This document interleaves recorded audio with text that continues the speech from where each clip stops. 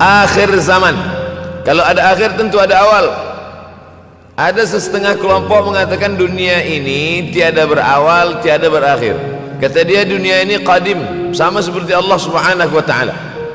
Kalaulah dunia ini qadim, tentu ada dua yang qadim, ada dua yang kekal abadi. Maka orang yang mengatakan alam ini kekal, tiada berawal, tiada berakhir, dia sudah syirik. Syirik maknanya mengatakan ada dua yang qadim. Allah tiada berawal, tiada berakhir, dunia tiada berawal, tiada berakhir. Siapa yang mengatakan alam ini tiada berawal, tiada berakhir, maka dia syirik. Orang yang syirik maka tidak diterima amalnya. La in asyrakta, kalau engkau syirik la yahbatanna amaluka. Kalau engkau syirik maka seluruh amalmu akan gugur, tak bernilai di hadapan Allah Subhanahu wa taala. Ini yang menjadi tajuk kita subuh ini. Sama-sama percaya bahwa dunia akan berakhir. Yahudi mengatakan dunia akan berakhir, akan kiamat. Nasrani mengatakan dunia pun akan berakhir, hancur, akan kiamat. Bagaimana dengan Islam? Mahwal iman. Apa itu iman wahai Muhammad sallallahu alaihi wasallam? Antu'mina billah, percaya kepada Allah, wa malaikatihi, percaya kepada malaikat, wa kutubihi, percaya kepada kitab-kitab, wa rusulihi, percaya kepada rasul-rasul, wal yaumil akhir, percaya bahwa dunia ini akan berakhir. Wa tu'mina billah, wa tu'mina bil qadri khairihi wa syarrihi, engkau percaya kepada takdir baik dan takdir buruk. 6. Siapa yang tidak percaya kepada rukun iman yang 6, maka dia tidak lagi diakui sebagai umat Muhammad sallallahu alaihi wasallam. Fitnah akhir zaman. Saya nak menjelaskan tajuk kita subuh ini. Fitnah, terjadi banyaknya siksa-siksa. Akhir zaman, di ujung zaman. Menunjukkan dulu ada awal zaman, sekarang ada akhir zaman. Ada awal masa dunia, kita sekarang sudah berada di ujung dunia. Manakala Nabi Muhammad SAW Isra dan Mi'raj, dia melihat dalam perjalanan Isra Mi'raj itu ada seorang perempuan tua yang sedang bersolek. Jadi perempuan tua bersolek ini sudah nampak Nabi sejak masa Isra Mi'raj lagi. Jadi jangan terkejut bila sekarang nampak ada orang tua bersolek. Dah lama dah. Kata Nabi kepada Jibril, apa itu wahai Jibril? Kata Jibril, itulah dunia. Dunia sudah tua, tapi dia tetap juga ingin menampakkan dirinya muda. Dunia ini sudah tua, tak lama lagi akan hancur binasa. Idza sama'un fatarat, langit terbelah. Wa idzal kawakibun tasarat, planet-planet akan hancur berkeping. Wa idzal biharu fujirat, lautan akan meletup naik ke darat, hancur semuanya. Wa idzal quburu bu'athirat, dan kubur akan dibangkitkan. Semua yang ada di dalam tanah ini akan bangkit. Alimat nafsum ma qaddamat wa akharat. Kenapa tanah ini tidak bergulung? Kenapa tanah ini tidak bergoncang? Kenapa kulit tanah ini tetap stabil? Sebab ada pakunya. Seperti kertas yang ditempel di dinding, datang angin kencang, manakala angin kencang datang, kertas tak bergoyang sebab ada pakunya. Apa paku tanah ini? Surah An-Naba juzuk 30. Wal jibala autada, kami jadikan bukit-bukit, gunung-gunung sebagai autada, pasaknya. Kalau kita membuat kemah, ada tiang. Tiang ini bergoncang. Bagaimana supaya tiang ini tidak bergoncang? Pasang pasak-pasak di tepi tiang. Pasak dunia ini adalah bukit-bukit. Kalau kita menengok ada bukit, maka sebenarnya sepertiganya saja yang ada di atas. Bukit yang besar di atas itu sepertiga, 2/3 bukit terhunjam, tertanam ke dalam tanah. Wal jibala autada. Tapi sampai masanya nanti bukit ini akan tercabut. Wa takunul jibalu kal ihnil manfush. Wa takunul jibal, bukit-bukit, kal ihni, seperti bulu kambing. Manfush, bulu kambing yang dihembus angin. Hebatnya ayat-ayat Al-Quran itu, Allah memilih kata-kata sesuai dengan keadaan. Sembayang malam berat, nak jaga tidur malam berat. Kata berat bangun malam itu mengucapkannya pun berat. Wa minal laili fatahajjad, tahajjad berat. Sebagaimana beratnya jaga tengah malam, begitu Allah pilihkan kata yang berat, tahajjud, berat. Wa takunul jibalu kal'inil manfush. Wa takunul jibal, bukit-bukit, gunung-gunung yang besar, yang berapi, kal jibal, kal ihni, seperti bulu kambing, manfush. Nun berjumpa dengan fa, fa mengeluarkan angin, shin pun menghembuskan angin. Ambil bulu kambing, letakkan di tapak tangan, kal ainil manfush. Sebagaimana terbangnya bulu kambing dari tapak yang dihembus angin, begitulah gunung-gunung akan tercabut. Kalau gunung-gunung yang besar, gunung yang dari batu, gunung yang berapi, yang mengeluarkan lahar, itu tercabut dari tanah seperti bulu kambing dihembus angin, bagaimana agaknya kita nanti? Tak tahu entah macam mana. Macam butiran debu-debu, macam butiran tepung yang dihembus angin kencang. Wataran nasa sukara, selepas gunung-gunung itu tercabut lalu tanah ini bergoncang, kau lihat manusia macam mabuk. Wataran nasa sukara, kau pandang manusia macam mabuk. Wa mahum bisukara, mereka tidak mabuk. Mereka berjalan bergoncang bukan kerana mabuk, walakin azaballahi syadid, kerana azab Allah itu amat sangat kuat. Oleh sebab itu dianjurkan membaca tafsir juzuk 30. Syekh Muhammad Abduh, tafsir Al-Munir, tafsir Al-Manar yang ditulis oleh muridnya, dia bagi tazkirah saja, dia tak ada menulis, tapi kemudian muridnya Rashid Ridha menulis, itulah dia tafsir Al-Manar. Dia tidak memulai tafsir dari juzuk 1 Al-Baqarah, tapi dia mulakan juzuk 30. Sebab apa?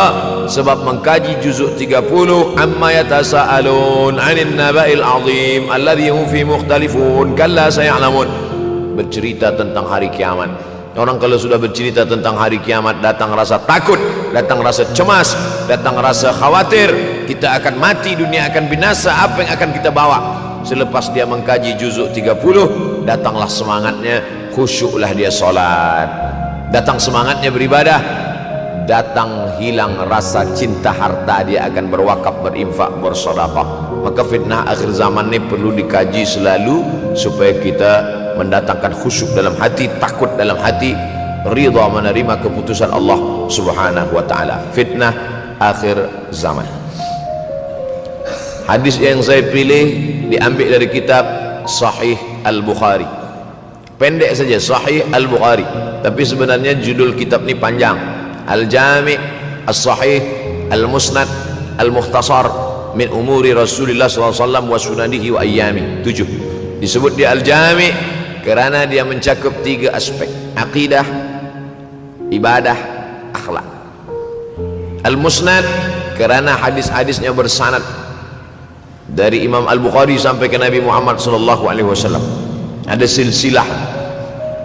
Al-Mukhtasar kerana dia ringkasan, 7.275 hadis sahaja, padahal hadis Nabi banyak, maka dia ringkaskan, dia kecilkan menjadi 7.275 hadis. Min umuri Rasulullah, semua perkara-perkara Rasulullah, wa sunanihi, kebiasaan-kebiasaan Rasulullah, wa ayyami, hari-hari kehidupan Rasulullah SAW. Disebut Sahih Al-Bukhari. Bukhari bukan nama orang, Bukhari nama kampung, Bukhara, Uzbekistan sekarang. Nama dia Muhammad bin Ismail bin Ibrahim bin Al-Mughirah bin Bardizbah Al-Bukhari. Bardizbah datuk dia yang kelima mu'alaf masuk Islam, Majusi, penyembah api, dari Persia, Iran sekarang. Muhammad bin Ismail bin Ibrahim bin Al-Mughirah bin Bardizbah. 16 tahun berkeliling, 16 tahun berkeliling Makkah, Madinah, Syam, Suriah, Mesir, balik, barulah kemudian dia menyampaikan hadis-hadis Rasulullah SAW. 16 tahun belajar hadis, baru dia mengajar hadis. Kita sekarang 16 kali masuk, itu pun ada 2-3 kali tak datang sebab jam.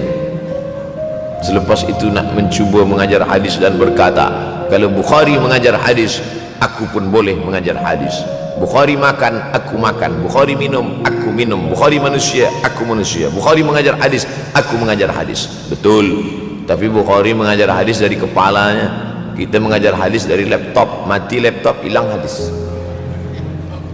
Oleh sebab itu maka Imam Al-Bukhari, Masya Allah, Tabarakallah, Berapa hafazan hadis Imam Al-Bukhari? 600,000 hadis, 600,000 hadis.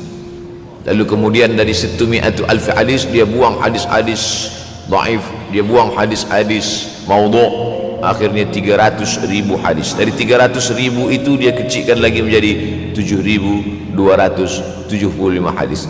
Itulah yang dikaji oleh umat Islam dari mulai Maghribi hinggalah ke Semenanjung Melayu. Mudah-mudahan anak cucu kita ada yang menghafaz dan mengajarkan hadis-hadis Sahih Al-Bukhari, insyaallah. Diambil dari kita, diambil dari bab zuhurul fitan. Zuhur muncul, tampak, datang. Fitan jamak dari kata fitnah. Fitnah satu, dua fitnatan, tiga fitan.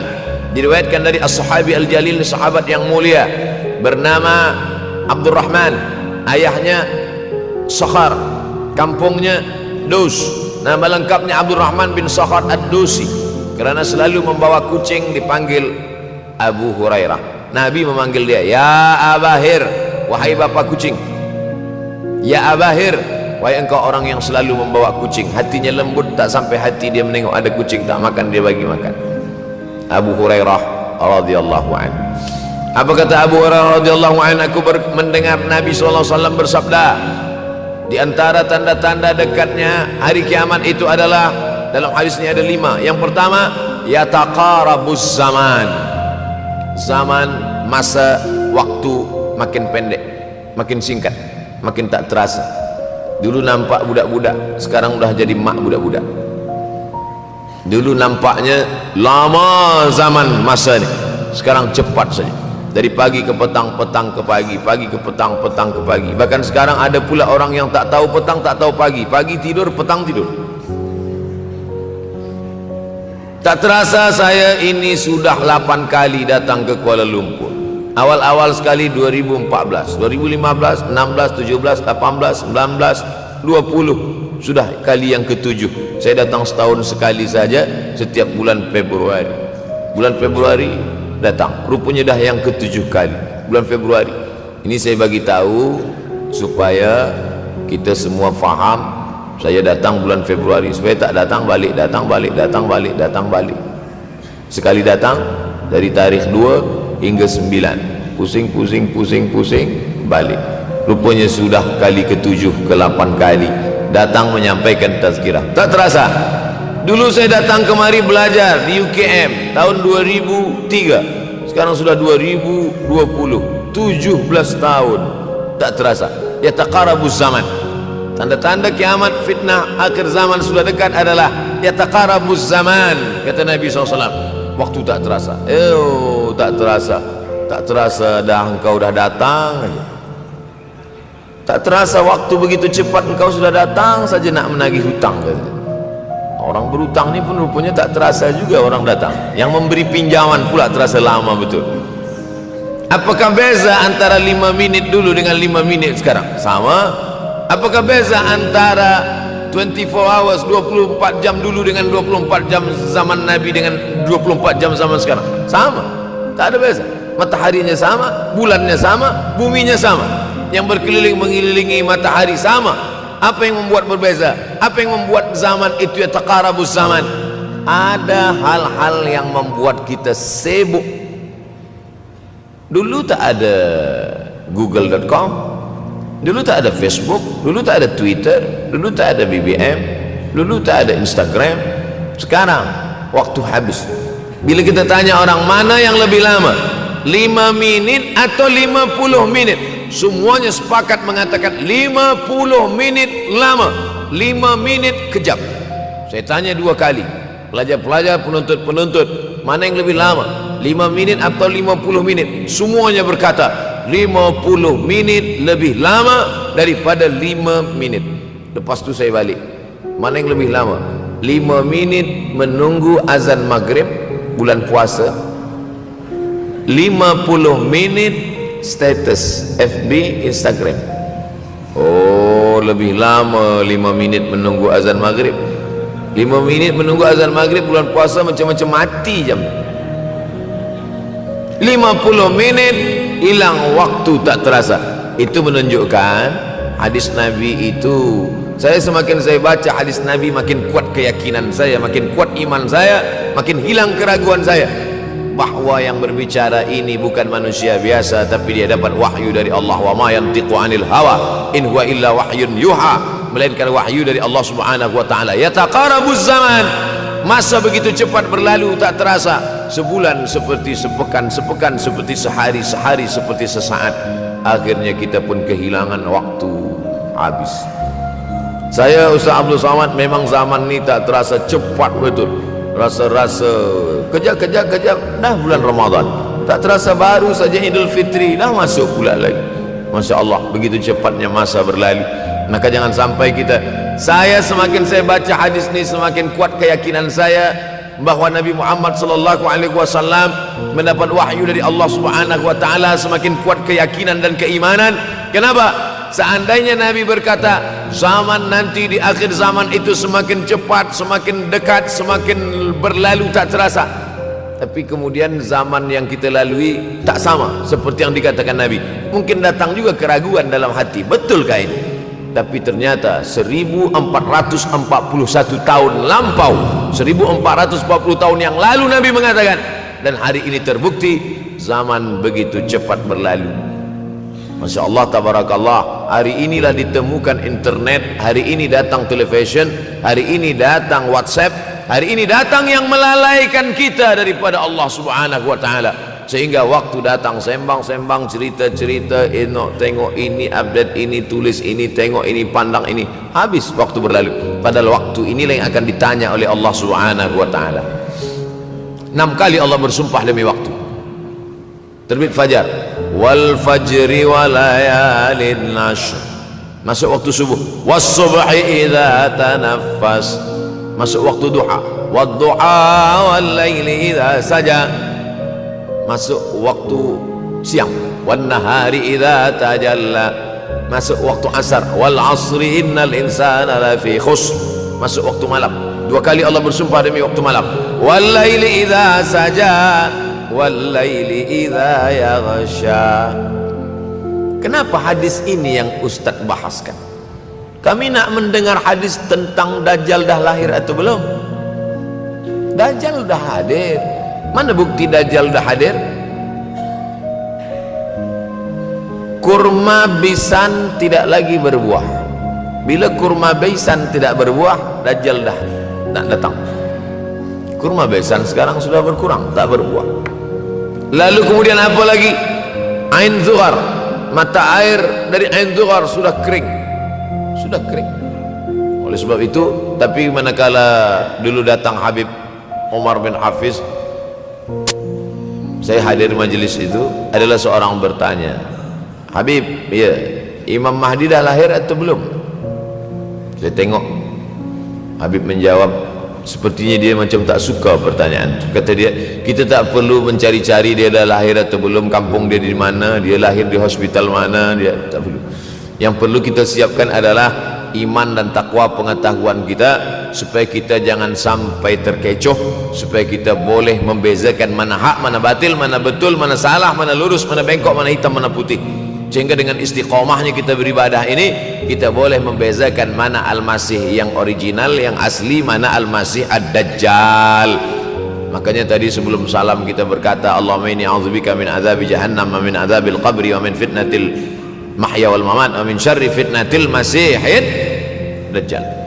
Membaca, menghafaz 10 ayat di awal surah Al-Kahfi. Siapa yang menghafaz 10 awal ayat, hadis lain mengatakan 10 akhir, 10 awal 10 akhir, elok dua-duanya. Tapi Masya Allah, tabarakallah, anak-anak kita yang pakai jubah, pakai sorban putih ini, daripada tahfiz Quran, mereka tidak hanya menghafaz 10 awal 10 ujung, dari awal sampai ujung dia hafaz, 30 juzuk dia hafaz. Mudah-mudahan anak-anak kita penghafaz Al-Quran. Allahumma ja'al abna'ana wa banatina min huffazil Quran wal hafizat. Jadikan anak-anak kami menjadi para penghafaz Al-Quran, ya Allah, supaya selamat dia daripada fitnah Al-Masih Ad-Dajjal. Tapi saya pilihkan hadis tentang yang 5 ini. Dengan 5 ini kalau kita amalkan, insya Allah Allah akan selamatkan kita dari fitnah akhir zaman ini. Yang pertama, manfaatkan waktu, kerana waktu di akhir zaman ini yataqarabuz zaman, kerana waktu semakin dekat tak terasa hilang berlalu. Maka isilah waktu ini dengan ibadah. Jangan sampai ada waktu yang kosong. Duduk sejenak kosong berselawat, Allahumma salli ala sayyidina Muhammad wa ala ali sayyidina Muhammad, Allahumma salli ala sayyidina Muhammad wa ala ali sayyidina Muhammad. Sempat-sempatkan ambil wuduk solat duha walau 2 rakaat. Sempat-sempatkan sebelum tidur malam solat witir 3 rakaat, supaya tidur kita sentiasa dalam wuduk dan kita sempat solat witir. Andai mati kita malam itu, insyaallah mati dalam keadaan husnul khatimah. Usolli sunnatal witri 3 rakaatin lillahi ta'ala. Nanti malam jaga tidak witir lagi, hanya tahajud saja. Sempat-sempatkan solat tahajud. Elok amat sangat baik solat wuduk 2 rakaat. Usolli sunnatal wuduk raka'ataini lillahi ta'ala. Selepas solat wuduk solat sunat taubat. Usolli sunnatat taubat raka'ataini lillahi ta'ala. Selepas solat sunat taubat solat sunat hajat. Usolli sunnatal hajat. Selepas itu barulah solat sunat tahajud 8 rakaat. Nak tambah lagi 10, 12, 14 elok, tak salah, karena dia tiada batasan. Adakah sahabat Nabi yang melakukan ini? Ada. Qatadah bin Nu'man dari selepas Isya sampai azan subuh. Imam Ahmad bin Hanbal dari selepas Isya sampai azan subuh.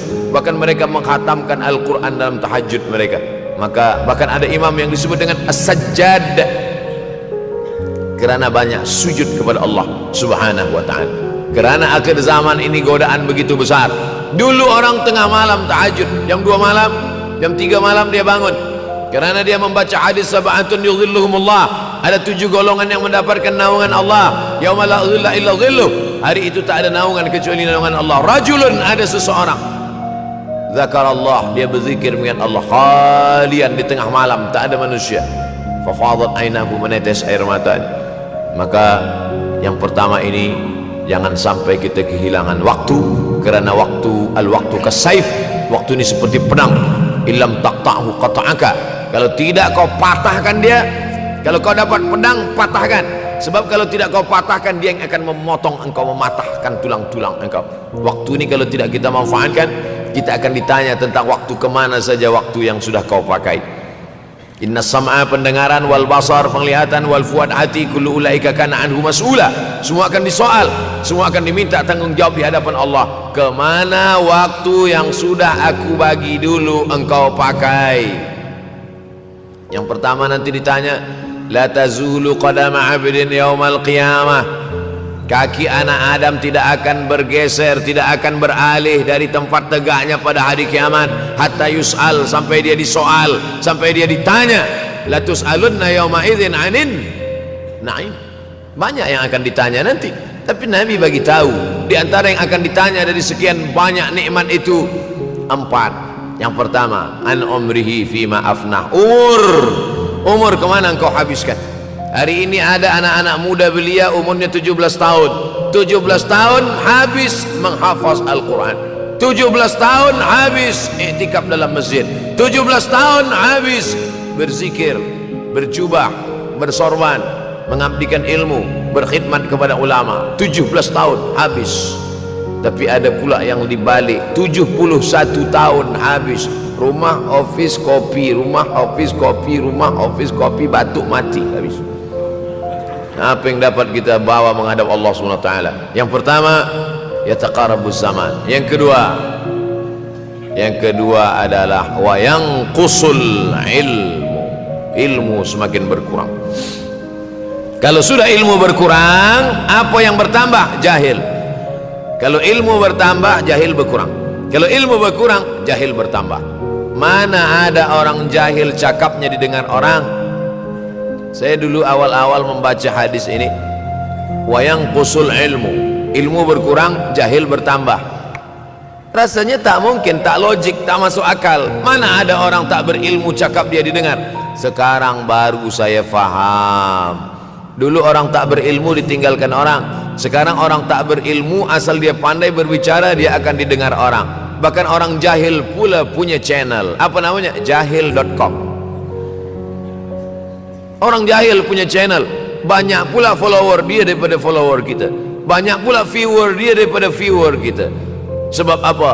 Sebab yang menyaksikan tiada berilmu, yang berbicara tiada ilmu. Oleh sebab itu maka kita galakkan menuntut ilmu di majlis-majlis ilmu. Untuk apa Abdul Somad sudah berumur 43 tahun pun masih pergi juga lagi ke Sudan belajar? Apa yang nak dicari ini? Tak lain tak bukan, mudah-mudahan kita termasuk orang yang sampai akhir hidupnya mencari ilmu, insyaAllah.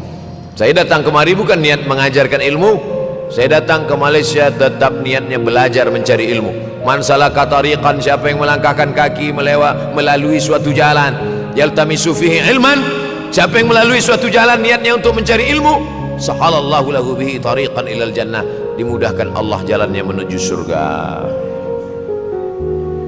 Innallaha la yantazi'ul ilma intiza'an, innallaha la yanzi'ul ilma intiza'an. Allah kalau mencabut ilmu bukan macam mencabut pokok kayu dari tanah. La yantazi'ul ilmu intiza'an. Allah tidak mencabut ilmu macam mencabut pokok kayu dari tanah hingga ke akarnya, tidak. Lalu bagaimana ilmu ini dicabut? Biqabdil ulama, dengan matinya ulama maka habislah ilmu. Meninggal Imam Syafi'i berkurang ilmu, meninggal Imam Nawawi berkurang ilmu, meninggal Imam Fulan berkurang ilmu. Maka yang hadir adalah al-juhala. Yang lebih menakutkan lagi adalah al-juhala bi thawbil ulama, orang jahil dengan pakaian ulama. Abdul Somad tidak mengatakan dirinya ulama. Saya selalunya membacakan ayat Quran, membacakan hadis Nabi, menyampaikan fatwa ulama. Tak pernah saya berceramah, bertausiah menurut saya. Siapa saya? Siapa kita? Syafi'i manusia, saya manusia. Syafi'i boleh berfatwa, saya juga boleh berfatwa. Imam Syafi'i berfatwa Al-Quran 30 juzuk dalam kepala dia. Kita juzuk 30 pun kadang-kadang hilang. Imam Syafi'i balik dari masjid ke rumah, dia tutup telinga. Datang orang bertanya, Syafi'i, ya, kenapa engkau tutup telinga? Sebab bila aku dengar dari masjid ke rumah, semua yang aku dengar masuk tu semua aku ingat. Aku takut dia ingat di dalam, maka aku tutup. Kita yang saya sampaikan tadi pun tak ingat. Oh, ustaz mengejek kami, enggak. Jangankan yang mendengarkan, yang bercakap pun tak ingat. Nasib baik datang orang Jepun mengingatkan kita. Nah, ini nama dia Sony. Manusia ini lupa. Oleh sebab itu maka yang kedua, akhir zaman, wa yanqusul ilmu makin kurang. Maka bersyukur anak-anak yang dimasukkan ke rumah tahfiz. Kalau ada rumah tahfiz di kampung biasa, kalau ada rumah tahfiz di desa dusun biasa, tapi ada tahfiz di tengah kota besar Kuala Lumpur, masih ada lagi rumah tahfiz Quran. Siapa yang mewakafkan rumah tahfiz? Siapa yang memberikan beras? Siapa yang memberikan duit? Siapa yang memberikan belanja? Siapa yang mengirimkan ustaz? Masya Allah, tabarakallah. Maka ini semua mudah-mudahan kita istiqamah semuanya, insya Allah. Supaya apa? Supaya lahirlah anak-anak kita yang alim, berilmu. Karena ini makin banyak orang jahil, alftau bi ghairi ilmin, memberikan tazkirah, fatwa tanpa ilmu. Dhalla wa adalla, dhallu wa adallu, sesat, menyesatkan. Kalau setakat sesat saja, ini sudahlah sesat, menyesatkan. Na'udzubillah. Masuk yang ketiga. Yang ketiga adalah wa yanqusul ilmu, setelah habisnya ilmu ini semua dicabut oleh Allah Subhanahu wa taala. Lalu kemudian setelah ilmu dicabut Allah Subhanahu wa taala, wa yulqas syuh. Wa may yuqashuh, sin dengan hak kecil. Wa may yuqashuha nafsihi fa ulaika humul muflihun. Siapa yang selamat daripada sifat syuh, itulah orang yang beruntung. Hayya 'alal falah, mari kita menuju keberuntungan, kemenangan. Siapa orang yang menang? Selamat daripada sifat syuh. Ada orang menerjemahkan syuh ini pelit, bakhil. Bakhil ada yang lebih parah daripada bakhil. Syuh. Bakhil ini, bakhil tidak ingin memberikan uangnya untuk orang lain. Itu bakhil. Dia ada uang 10 ringgit, uang itu hanya dia makan saja, dia tak mau walaupun setengah sen kepada orang lain. Itu namanya bakhil. Kalau syuh ini, duit dia simpan, duit orang pula dia makan. Nah, itu syuh. Jadi lebih parah lagi. Oleh sebab itu kalau sudah ilmu ini dicabut, orang menjadi jahil, maka datang penyakit syuh. Yang ketiga, apa itu syuh? Hubbud dunya, hubbul mal, wa tuhibbul mala hubban jamma. Engkau sayang kepada harta amat sangat sayang. Dia pegang semuanya sampai tak meleleh, tak menetes walaupun satu tetes. Akhirnya mereka inilah pendusta-pendusta agama. Ara'aital ladzi yukadzibu biddin. Tahukah kamu siapa itu yang mendustakan agama? Fadzalikal ladzi yad'ul yatim. Mereka itu yang membiarkan anak yatim. Wala yahuddu ala ta'amil miskin. Dia tidak mempedulikan makanan orang miskin. Sebab apa? Bukan sebab tak ada harta, sebab syuh. Kenapa syuh?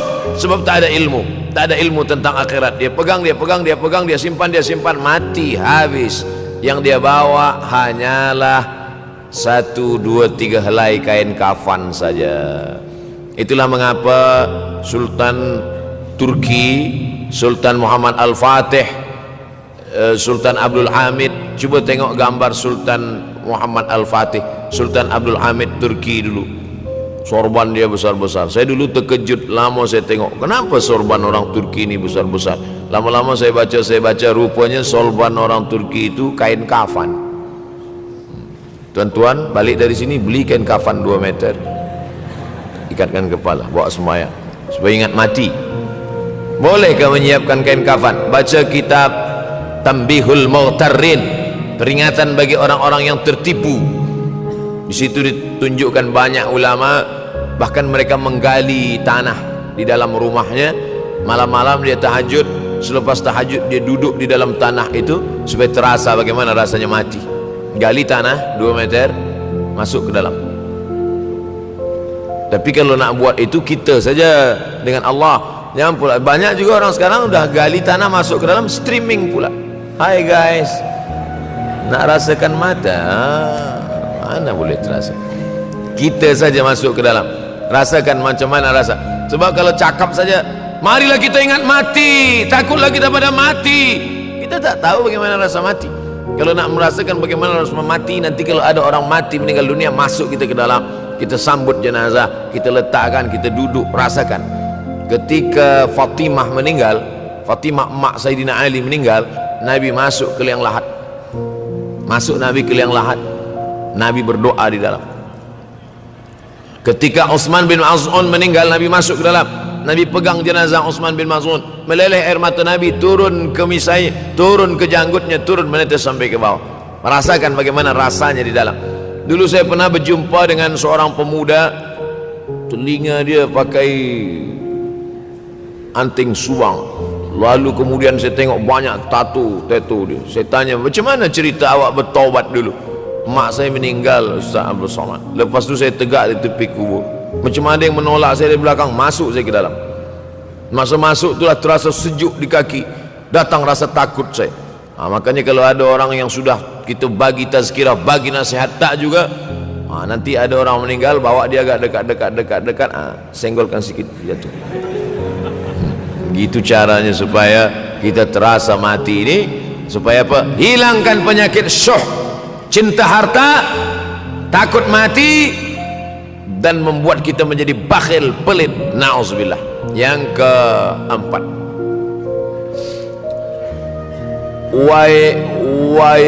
wa tazharul fitan. Ini yang terkait dengan tajuk kita yang keempat. Wa tazharul fitan. Banyaklah fitnah, siksa. Dulu masa saya kelas 1 madrasah tahun 1990, berkumpullah kami bersama-sama dengan cikgu mengkaji masalah apa? Masalah Bosnia Herzegovina, mengamuk Slobodan Milosevic, menghancurkan umat Islam di Bosnia. Sampai ada yang meminta fatwa kepada Syekh Yusuf Al-Qardawi, bolehkah perempuan yang perempuan Bosnia yang dirogol tentara Serbia hamil, bolehkah dia menggugurkan anaknya? Kata Syekh Yusuf Qardawi, tak boleh. Maka dia biarkan saja anak itu lahir dan dia tidak dianggap berdosa kerana ini sudah takdir Allah SWT. Bagaimana mereka dibunuh?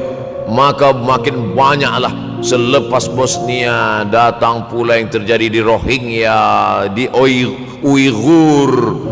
Umat Islam berkumpullah presiden negeri Islam di Kuala Lumpur. Erdogan datang, kumpul semuanya membahas bagaimana nak menolong Muslim Uighur. Rupanya umat Islam pun tak sanggup nak menolong. Apa yang boleh dilakukan di Uighur? Berdoalah umat Islam. Rupanya Allah kalau mau menolong mudah saja. Mudah saja Allah menolong. Tidak datang rudal skat, tidak datang tentera, tidak datang senjata, cukup datang corona, selesai. Allah Subhanahu wa taala, wa makaru wa makarallah. Mereka membuat tipu daya, Allah balas dengan tipu daya yang lain. In tansurullah, kalau kau tolong, ittaqu da'watal mazlum, takutlah kamu terhadap doa orang-orang yang teraniaya. Fa innahu laisa bainahu wa bainallahi hijab, karena di antara dia dengan Allah tak ada hijab sama sekali. Wa yakthurul wa tazharul fitan, banyaklah fitnah. Yang terakhir, yang kelima, wa yakthurul haraj. Wa yakthurul haraj, banyak terjadi haraj, kata Nabi. Sahabat pun bertanya, ya Rasulullah, wa mal haraj, apa haraj itu ya Rasulullah? Kata Nabi SAW, al haraj al qatlu, nanti di akhir zaman itu akan banyak pembunuhan. Dulu pun banyak juga pembunuhan, tapi tak banyak sekarang. Pembunuhan di Palestina sampai sekarang tak berakhir. Pembunuhan Rohingya tak berakhir. Pembunuhan di Uighur, pembunuhan. Dulu imam-imam masjid, imam salat tarawih dulu di Masjidil Haram, Allahumma ansuril Islam wal muslimina fi Palestin. Dulu satu aja. Selepas itu bertambah, Allahumma ansuril Islam wal muslimina fi Palestin wa Suriah. Selepas itu bertambah lagi, Allahumma ansuril Islam wal muslimina fi Palestin wa Suriah wal Yaman. Selepas itu bertambah wa Uighur, wa akhirnya wa fi kulli makan. Semakin bertambah. Oleh sebab itu maka ini di antara fitnah akhir zaman. Man lam yahtam bi amril muslimin falaysa minhum.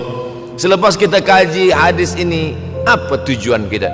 Tujuan kita semakin menguatkan keyakinan, banyak-banyak beribadah, nasihatkan anak menantu, sahabat, jiran, tetangga supaya semakin istiqamah menjalankan syariat, rajin-rajin solat berjamaah, banyak-banyak berzikir, hatamkan Al-Quran, banyak-banyak berinfak, banyak-banyak bersedekah. Andai mati kita, insya Allah mati dalam keadaan husnul.